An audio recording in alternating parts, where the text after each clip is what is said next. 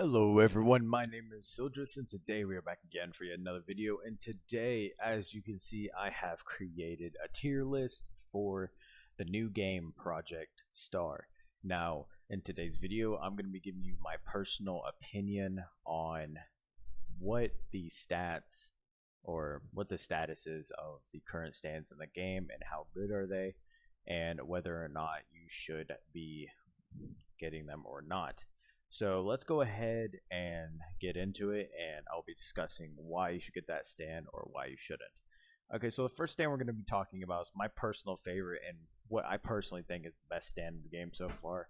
We're going to go ahead and drag Bird Magician into that first S slot, and I have the Trello pulled up here so I can explain like what their stats do and all that stuff. So of course he's a 5% rarity and he gives 25% defense. And as you can see here, he does burn damage as well as several hits of burn damage at a time. He has a move that's very weird. It's called Life Detector. I'm not very sure what it does, but what I've seen so far is it's supposed to follow certain things and stuff like that. And then he has the Crossfire special. He summons fire and then makes an explosion out of his Crossfire Hurricane and stuff like that. This is the special move. It's very good. Now, most of the part of why he's the best is because of his just pure damage. If you are able to get the attribute powerful like I have on mine, you get 1.25% more damage or 1.25 times more damage, and it's just absolutely insane. He's a very good overall. Okay, so the second unit I would put up there is definitely Death 13. Now, Death 13 is a very solid unit or a very solid stand because of his sleep ability that he has. All right, so he has a 10 defense, so he's a little bit weaker on the defensive side. So as you see, he has a regular M1 slash, he has a slash barrage, he has a heavy slash, and then he has sleep wave. And you can actually buff this and you can put them to sleep for a gradually greater time. And this is why he's particularly better for certain things, is because he can put others to sleep and all of that good stuff. Now, we're going to go ahead and put Star Platinum in the world up here because I'm sure they're S tier. I just don't have enough experience with them. And personally, I think that I've looked over a lot of their stuff and they're actually really good. You could probably arguably put them above Bird Magician and stuff like that, but we're just going to put them up here for now because I haven't had much personal experience with them. Moving on to the A tier, we're going to go ahead and put Anubis in here. Anubis is pretty good for a lot of things, but he really lacks in the defense. He's a 3% rarity. He has a light slash, swift slashes, which is basically a barrage, a curse strike, which is a very close range hit. We have a piercing strike, which is kind of a thrust move. Reach of death, which is a slightly ranged multi slash attack, and he has an inbuilt counter as well. All right. And then he also has an ability called Anubis Touch, which allows him to add a poisonous aura to his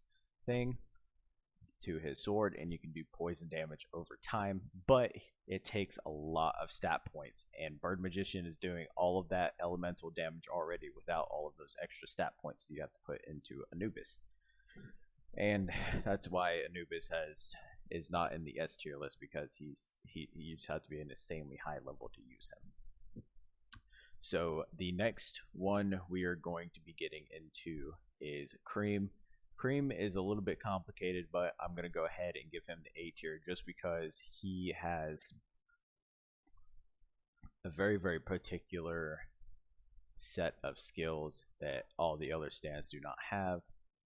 And let's go ahead and scroll up to him. All right, so it gives you a plus 15 defense, and he has a barrage, a heavy hit, a normal hit. He has a move called Void Surprise, which is a counter, kind of. Well, I personally think it's a counter, but I believe it's an iframe that allows you to go invisible and hit them. He has a thing called Void Dash, which is you can dash into the enemy and damage them, or you can use it as an escape plan. he has a move called Next Chop, which is a harder hitting unit or a harder hitting attack. And then he also has a move called Enter the Void, which makes you go blind, and then you auto target the closest enemy that is to you, which is pretty good. All right, so the next unit we're going to go into is, let's see, we're going to go ahead and give Emperor the B tier, and then we're also going to give Silver Chariot the B tier. Now these guys have both the same issue as far as this game goes so far. They both have ridiculously weird hitboxes. Now Emperor, he gives you 5 defense, but it's just really weird to use Emperor if you're shift locking and trying to dodge at the same time and all that stuff. Shift locking does not do anything for you. It just makes everything weirder. And this is kind of why I still give him the benefit of the doubt, is because of the combat roll. If you're using it properly, it is actually really, really good. And all that good stuff. And there's a move they left out here. It's called Focus Shot, and it's basically a heavy hit for the weapon itself and all that cool stuff.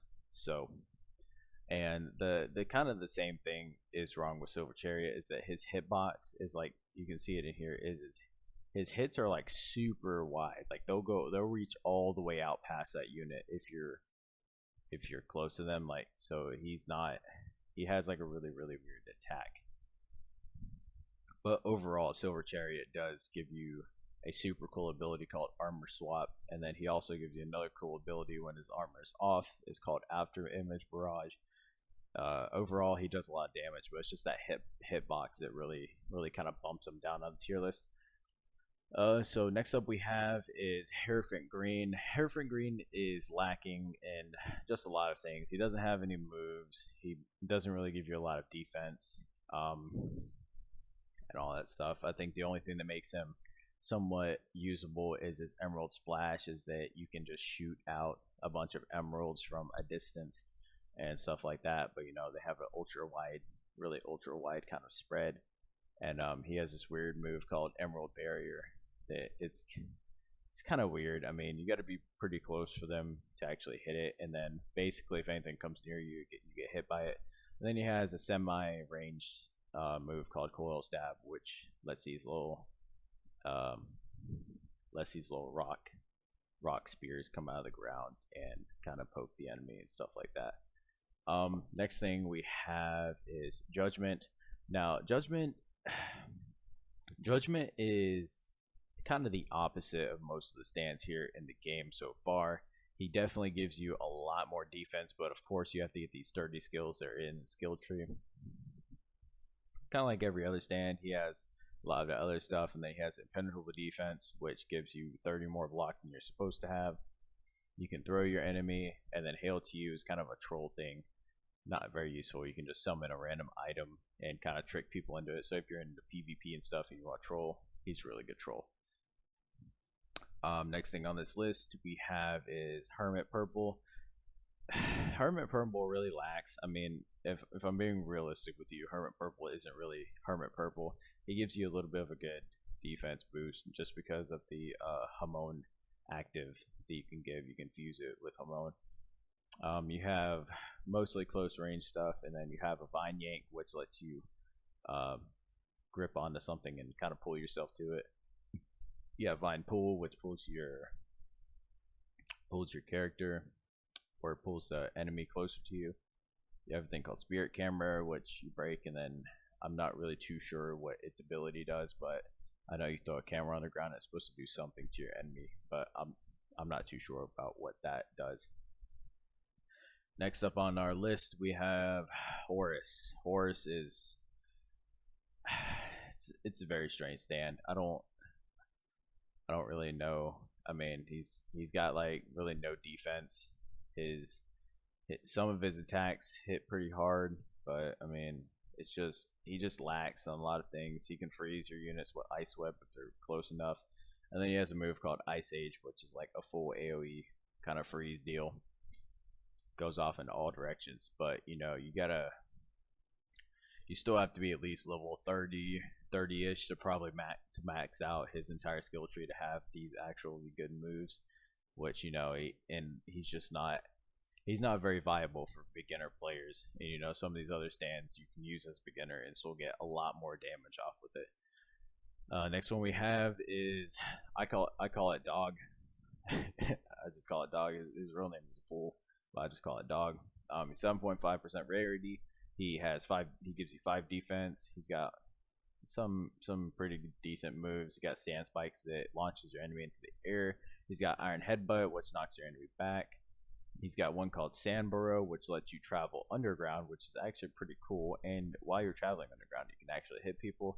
And then he has a move called Sand Coffin, which is like some Gara type stuff from like Naruto. Puts him in a sand coffin and kind of blows him away. And he has one called Sand Dome. It's a defensive maneuver that you can use that blocks pretty much all attacks coming near you and stuff like that. So he's all right for beginners, but I'm still putting him at the bottom of the tier list. I just closed my tier list. Sorry about that. I totally did not mean to do that.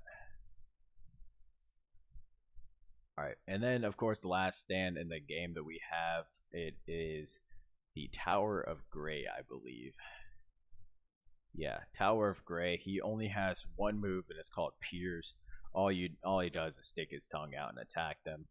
And he's pretty much useless. So this is kind of this. I'm basing this overall in my opinion, and of course, I'm sure we do have Prime Star Platinum, but he isn't too much different from the original Star Platinum. He's basically Star Platinum and the world kind of pushed together. He's kind of like an in between of those two, but they're definitely staying on the S tier list because I'm sure they have a large amount of value in the game still.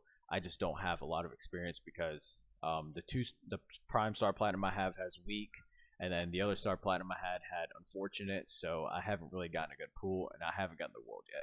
So I hope you guys found this video pretty helpful. I'm trying to provide as much information as I can with these. And as I said, if Emperor didn't have the hitbox problem, he'd definitely be a top tier A or low tier S. And I think Silver Chariot could easily make it to the A tier if he didn't have that hitbox problem. But overall, some of these stands just don't have that great of a value as far as the other ones, and I've played this game for already 2 days straight, and this is what I can provide so far. So I hope you guys found this video helpful, and of course I'll keep bringing content if we can get those likes up on this video. Let's go ahead and try to get 50 likes, and I will post more content about this game and maybe some other games in the future. So I hope you guys have enjoyed this video, and I'll see you in the next one. Peace.